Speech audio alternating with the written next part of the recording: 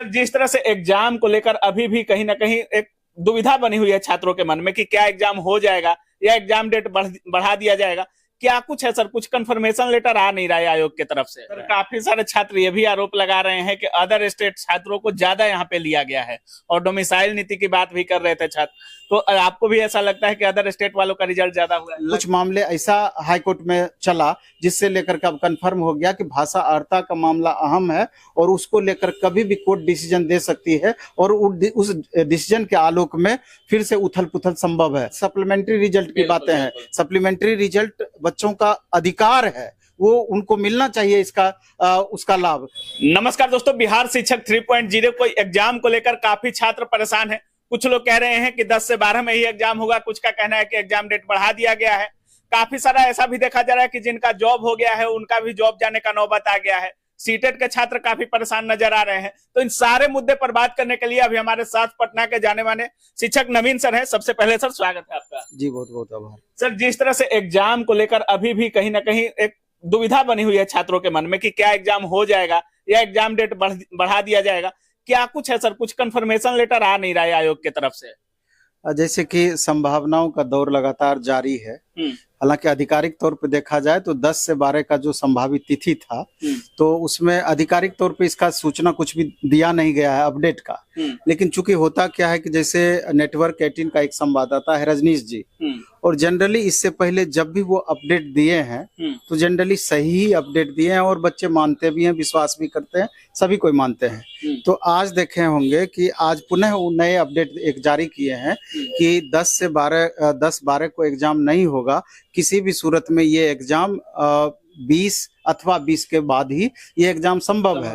तो उसमें एक संभावनाएं बताया गया है कि जून फर्स्ट वीक में आधिकारिक तौर पे इसकी घोषणा कर दी जाएगी। संभवतः 20 जून से एग्जाम हो सकता है और या तो जून लास्ट वीक या जुलाई फर्स्ट वीक तक भी एग्जाम जा सकता है। अच्छा। जैसे कि संभावनाएं बताई जा रही है कि पहले 1 to 5 का एग्जाम लिया जा सकता है, 20 जून को इसकी संभावनाएं हैं और प्रत्येक सप्ताह अलग अलग सप्ताह करके अन्य एग्जाम्स भी इसमें ऐड हो सकते हैं। तो यही मान करके आप चलिए कि जब भी ये एग्जाम होगा 20 जून अथवा उसके बाद ही एग्जाम होगा, मैक्सिमम जुलाई फर्स्ट वीक तक ये जा सकता है। अच्छा। ऐसी संभावनाएं हैं। अच्छा। तो सर सीटेट का मामला काफी गरमाया है। कुछ अदर स्टेट के फीमेल के सीटेट वालों को लेकर काफी उनका भी सवाल काफी आ रहा है कमेंट में। सर क्या मामला है?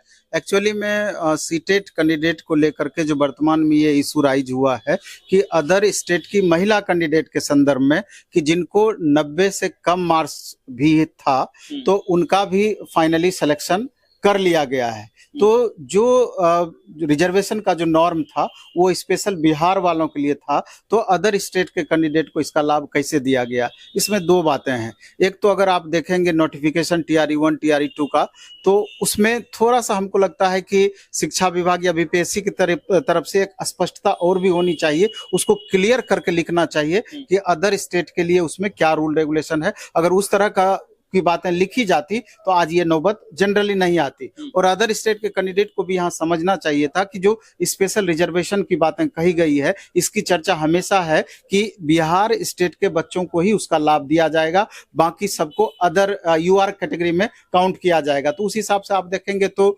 कुछ भी कंफ्यूजन वाली स्थिति नहीं है। 90 से जिनका भी कम मार्क्स है तो निश्चित रूप से उनको दिक्कत होना है। अदर स्टेट वाले कैंडिडेट की बात हम कर रहे हैं। काफी सारे छात्र ये भी आरोप लगा रहे हैं कि अदर स्टेट छात्रों को ज्यादा यहाँ पे लिया गया है और डोमिसाइल नीति की बात भी कर रहे थे छात्र। तो आपको भी ऐसा लगता है कि अदर स्टेट वालों का रिजल्ट ज्यादा हुआ है? लगने वाली बात नहीं है, सरकार ये सुविधा दे रखी है तो उसका लाभ उठाया गया है। मामले तो बहुत सारे हैं, अब जाकर के एक एक मामले पे डिस्कशन हो रहा है तो सारी बातें निकल करके सामने आ रही है। तो हमको लगता है कि जो उस समय के वर्तमान चेयरमैन थे माननीय अतुल प्रसाद सर, कहीं ना कहीं उनका भी लूप होल नजर आता है। उनके द्वारा भी अब लगता है कि बहुत मामले को उलझाया गया। जब आप अध्यक्ष थे, चेयरमैन थे, तो आपको ये अधिकार प्राप्त था कि बच्चों का वेरिफिकेशन कैसे होना चाहिए था फाइनल सिलेक्शन के बाद।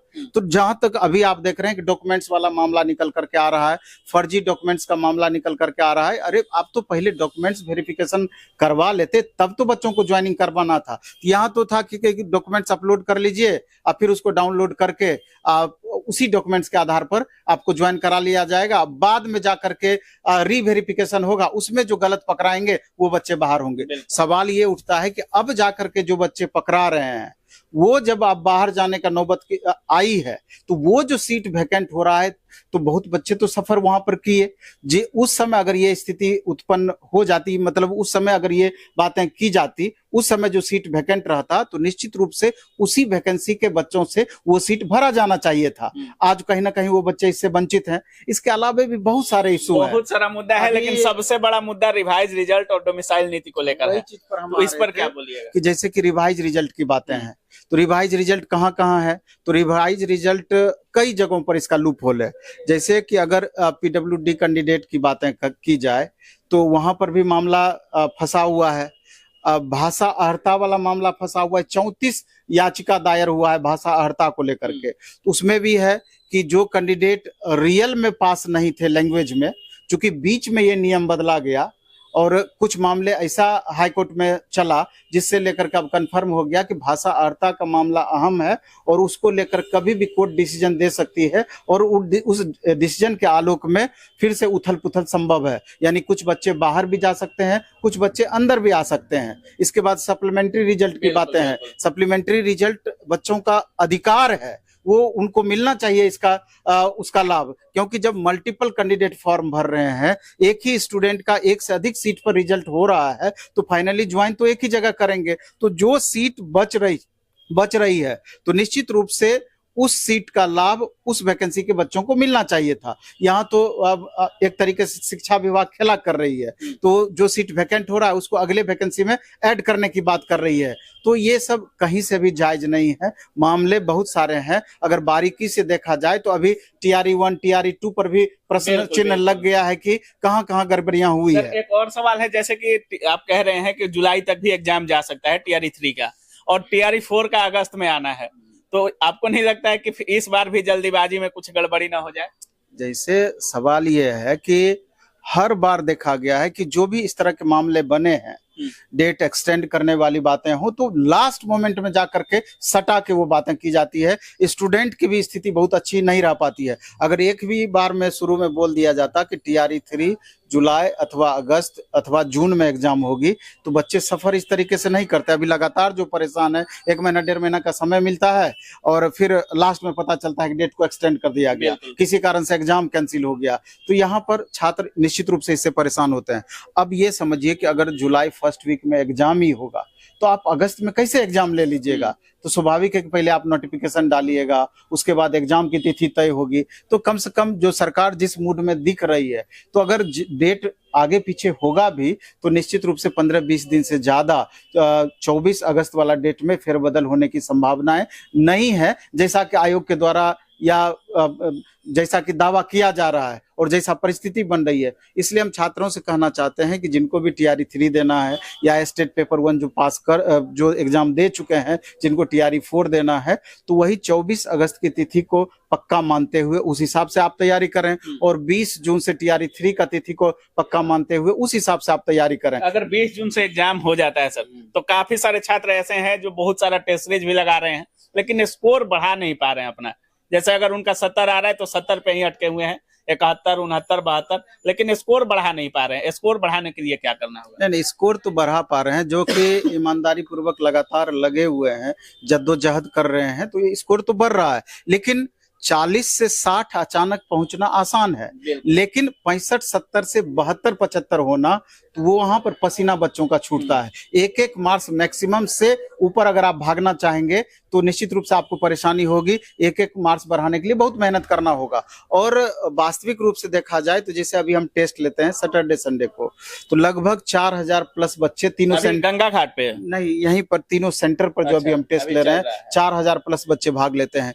अभी भी 40% ऐसे छात्र हैं जो कि क्वालिफाई नहीं कर पा रहे हैं, यानी मिनिमम क्वालिफाइंग मार्क्स पार नहीं कर पा रहे हैं। तो इससे आप समझ सकते हैं कि मेन कंपटीटर 30 to 40% ही है, बाकी जोर लगा रहे हैं। लेकिन अचानक कोई जादू की छड़ी नहीं है कि अचानक आप घुमा दीजिएगा, तैयारी आपका बहुत बेहतर हो जाएगा। लास्ट मोमेंट में जब आग लगेगा तो आप कुआं खोदने वाली स्थिति पैदा कीजिएगा तो परेशानी तो होगा, क्योंकि समय तो आपको देना पड़ेगा। इसी में जो बच्चे कॉम्पिटिटिव एग्जाम्स की पहले से तैयारी कर रहे थे या शुरू से जो ईमानदारी पूर्वक लगे हुए थे उनको परेशानी कम है, लेकिन बाकी को परेशानी है। तो जिनको भी TRE 3.0 देना है, हम तो यही कहना चाहेंगे कि आपके लिए गोल्डन अपॉर्चुनिटी है, क्योंकि TRE 4 में मिनिमम अभी आप देख रहे हैं कि 6 लाख बच्चे की बढ़ने की संभावना है।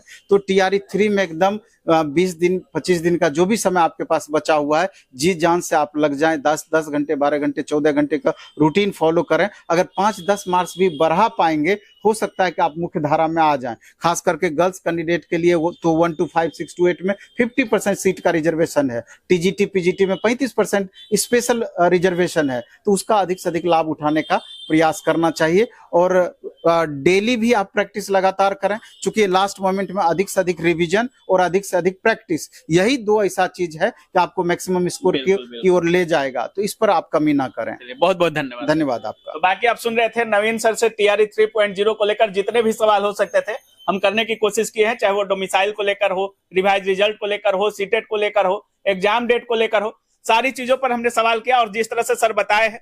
बाकी आपको भी लगता है कि कोई सवाल छूट गया हो या आपकी जो राय हो, कमेंट सेक्शन में जरूर रखिए।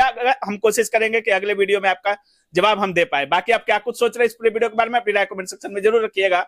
आप देख रहे थे काबिल न्यूज। जय हिंद।